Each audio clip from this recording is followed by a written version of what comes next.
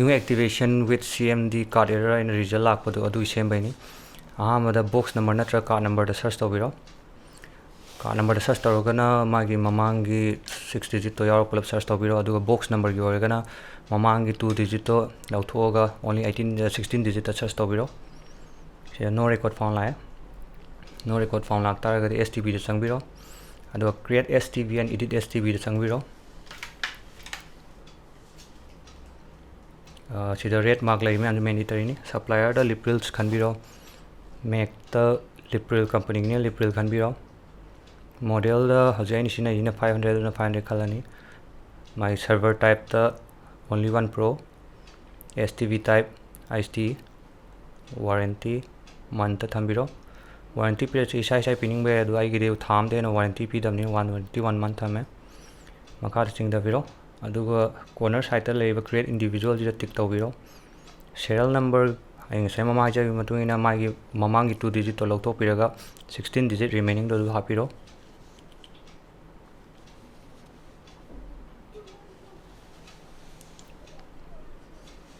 BC number haji anobo 16 digit to hapiro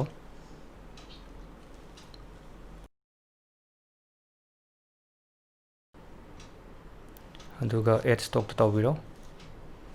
aduga okay confirmation pibiro aduga sida magi result da 1 STB inserted thaije sina non activation ni hana gi layam taragadi already exist natra my notification error ko lakani haji lairabani na my command activation key thar se aha mai type ta dash ta changbiro operation da changbiro case miscellaneous operation da changbiro my select server type khanbiro only one pro waita only one pro na lipril gi the operation da STB ek khanbiro hana tam download templates to lai gamina haiti upload tang to bonina upload ki choose file di khanbiro adu ngasai desktop ta thamgi bita ta activation key do adu sida khan ga damne adu hana activation key do desktop ta changaga hana magi BC number on thopam da kalemne activation key da changbiro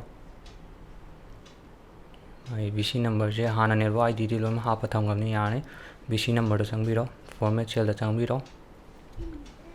aduga text da khanbiro si text da khali ji maram jina mamang da excel da di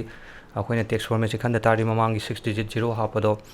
adu masam to na eliminate tawi taragadi excel data thagat pade yaro edu na text da thambiraga 0 taruk to ha pa ga my BC number da hapiro aduga file se save option biro aduga yes to biro hana my save desktop ta lemni na dum yarni maka process to cross to biro ga no to biro kha thuna ba de portal hang biro choose file akoi gi thamam ai gi desktop ta lemni na desktop ta gi activation key da khalani aduga open to biro aduga save to biro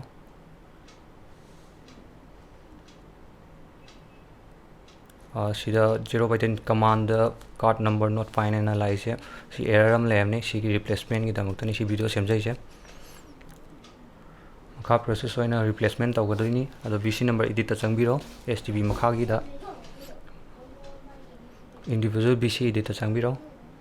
aduga BC edit type ta BC number change khanbiro my server type only one pro khanbiro my BC number hajiki aha mathagat kiwa yadaba number do adu in happy yani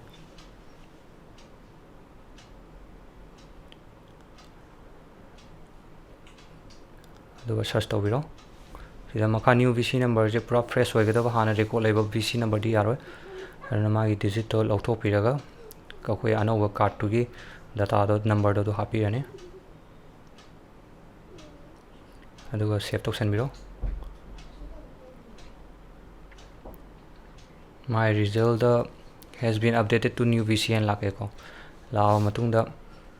khoi gi process to thuna bai damak ta khoi BC number du copy tor jare natraga okay koina manually igi hai taragade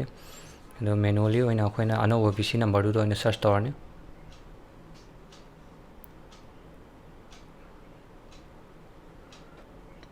copy option biro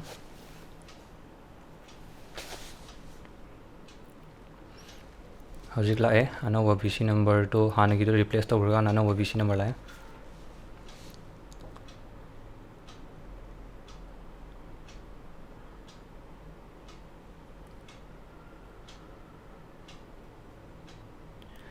ꯍꯧꯖꯤꯛ activation ꯀꯤꯗ ꯆꯪꯕꯤꯔꯣ ꯉꯁꯥꯏꯒꯤ VCꯗꯣ ꯌꯥꯗꯕꯗꯣ ꯑꯗꯨꯗꯨꯒꯤꯅꯤ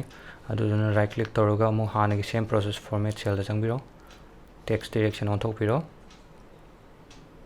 ꯑꯗꯨꯗꯨꯒ right click ꯇꯧꯕꯤꯔꯒ ꯃꯥꯒꯤ digit ꯑꯅꯧꯕꯗꯣ ꯑꯩꯈꯣꯏ ꯄꯦꯁ ꯇꯧꯕꯤꯔꯣ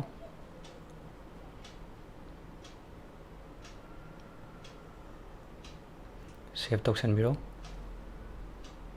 yes ꯑꯗꯨꯒ पेज क्लोज तौसल नो तौर थूनब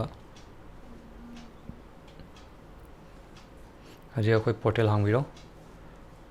पोर्टल हाँ काना टाइप डेस्ट चंगीरो ऑपरेशन मखा कैश मिलेंस ऑपरेशन चंगीरो सर्वर टाइप खनबीरो only one pro operation SDBA खनबीरो फाइल चूज तौबीरो एक्टिवेशन की हाँ डेस्कटॉप थमगी ओपन तौबीरो सेव तौबीरो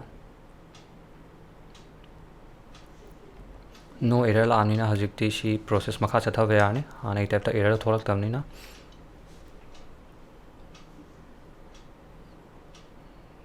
अनौब कार्ड प्रोसेस होना सर्च तौबीरो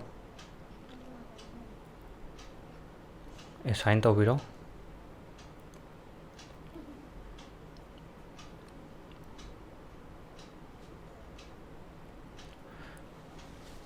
हजी अनौब कस्टमर हापना मागी डिटेल्स कई हाँ लोमक रेडी लेबीरो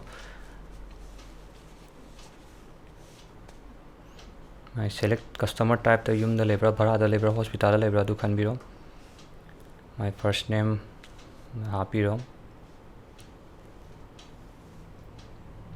CF नंबर से अखोई कस्टमर की ID गुम्बने अखोई इसा इसा सेमजरजुए अदु मागी अब मानब यादे अदुना अखोईगिदि मानदनबा यूनिक ID अमा अखोईगी केबल ममिंग अदुगा बॉक्स की कंपनी लिप्रिल लोबनिना साइन थमजरे ये टिक मार्क लाइजे चुमेमने इफ क्रॉस मार्क लागतारगदि CF नंबर दे यार ग्रुप ता अखोईगी केबल ममिंग खनबीरो एड्रेस ती अखोईगिना इम्फाल लेरनी पिन कोड हापीरो इसा इसा के एड्रेस हापीरो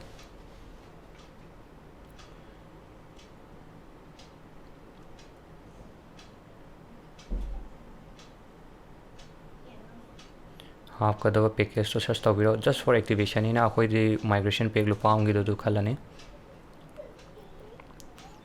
एड टू कस्टमर तौबीरो ओके कन्फर्म तौबीरो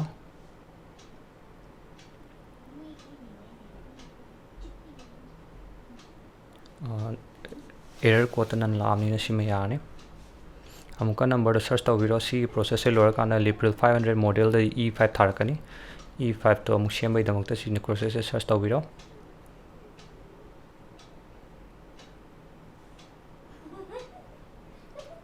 सेटअप बॉक्स माई conditional access smart card info यंगबीरो माई स्टेटस तो इनिशियलाइजेशन लेरमनी अदो